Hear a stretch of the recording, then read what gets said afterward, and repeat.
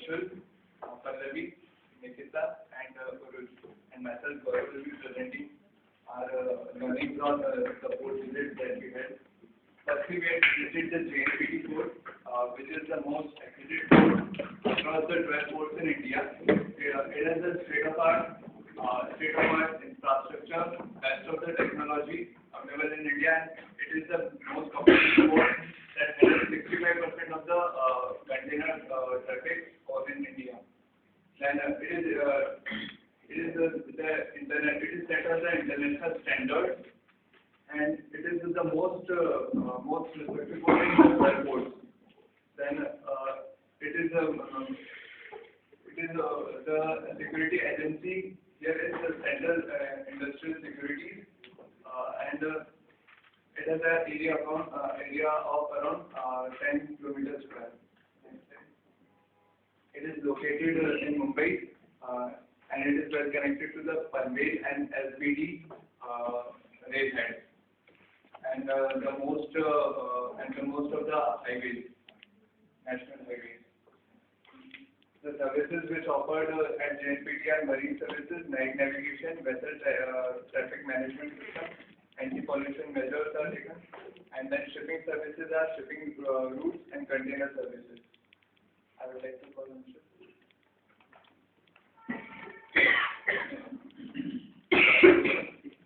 This was a very brief introduction of the JNPT port. We started our tour from 10th of Jan and we reached Mumbai on the very next day, 11th Jan, and the first place that we visited was the JNPT port. Now, in the JNPT port, we were accompanied by Mr. Bharat. He was the marketing executive from JNPT. He along with us visited the port. Now, the port was divided into various parts, like the warehouses, the loading and the unloading areas. We were only allowed to visit the loading and the unloading part of the port. The whole port was divided into 3 jetties. Jetty number 1, 2, and 3. These jetties were owned and controlled by the various companies.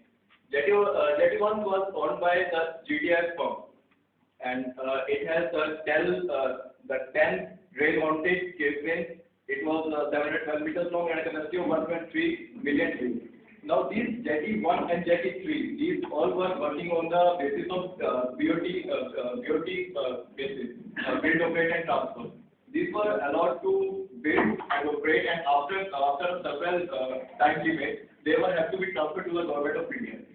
Jetty 2, it was owned by BPCL and IOC. It has 8 rail-mounted cranes. It was a 3 meter long and a capacity of 1.1 meter cube.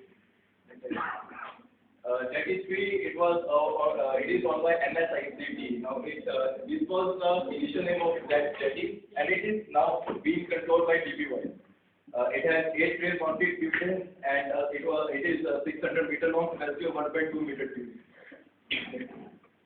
Now, these were the two cranes. We were allowed to visit these cranes on the port. These consist of a platform, moving platform, which is known as spreader. Now, these spreaders, it helps to load and unload containers from the ship. We can a pilot is sitting on the upper side of the container, and he can control the various movements of this train. Now, the rest of the presentation will be continued. Good evening, one and all. Now we would describe one port, naming Murmugao Port Trust. Situated in one of the beautiful city of India's Goa. Now, as told by Mr. Abhilesh Sharma, he was the operation head of this port. This port exports iron ore and imports coal via 11 berths. It has total of 11 berths. Now, number 8 was constructed in 1976, and number 10 and number 11 had 11 meters and 12.50 meters length respectively, between 1985 and 1994 respectively. Now, berth number 6 was decommissioned in 1992 due to obsolescence, and berth number 1 to 3 was leased to a private company called Western India Limited for repair facilities. In 1997, this port was meter gauge earlier, which was converted to broad gauge to improve its connectivity. they are planning to make 2 more berths in next year or so, and they mostly deal with bulk carriers, not the container carriers. Bulk carriers bring coal and iron ore from various cities of India, and then they export it from this port itself. This port has a throughput of 33.81 million tons, and with increasing traffic, it has joined the ranks of the major ports of India. Its basic assets are excellent facilities, high productivity, streamlined administration, and a dedicated workforce. Now, coming on to the statistics, in 2000 and 2009, it exported a quantity of over 33.81 million tons of iron ore, as I told earlier. This port mainly exports to China, Japan, Korea, Europe, and Gulf countries. This accounts for approximately 36% of the total iron ore export from all over the India, which is quite a big amount. This port handled a traffic of 41.68 million tons, which is total traffic of 530.36 million tons. The mechanical ore handling plant, which is berth number 10 and 11, loading 11.51 million tons of iron ore. The general cargo traffic 6.48 million tons, and it handled 1,46,888 tons of containerized cargo. Now it will be continued back again.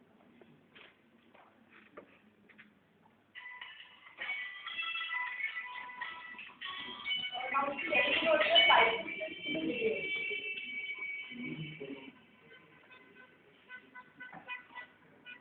This is a dredger which uses a pipe and sand so that the ship can come on the port.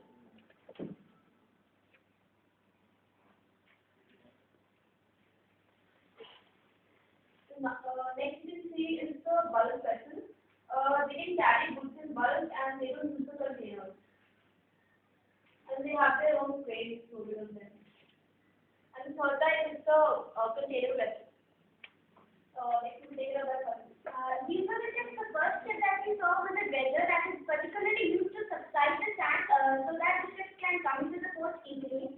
The second one that we saw there was something basically in Goa port we did not have many ships with the containers. They were dry bulk carriers, and sometimes they were also carrying liquid coal.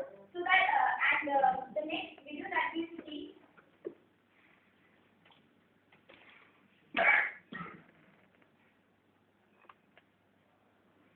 We'll see how the liquid coal that we is bringing into those containers there.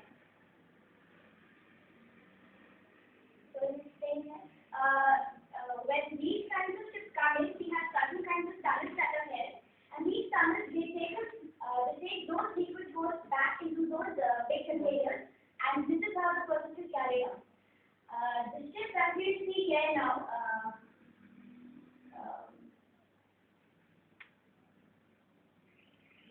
This ship, basically they are dry carriers, but then what we saw basically was this particular kind of ship also carried liquid coal.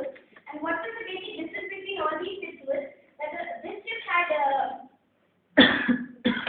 this barrels made on in its front that actually showed that this kind of ship can also carry both kinds of goods, dry bulk and as well as liquid bulk. These are the kind of cranes that help us in loading this bauxite onto these dry bulk carriers. And this is the internal working of whatever cranes that are there.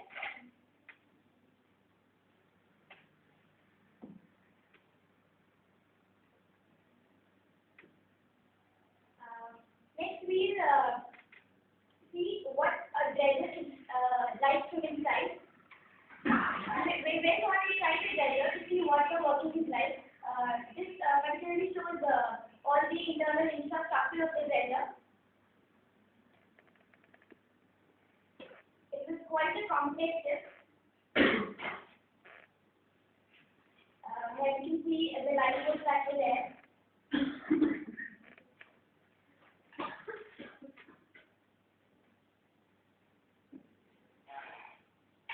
What is that is the rig that is used to control the internal working of the ship.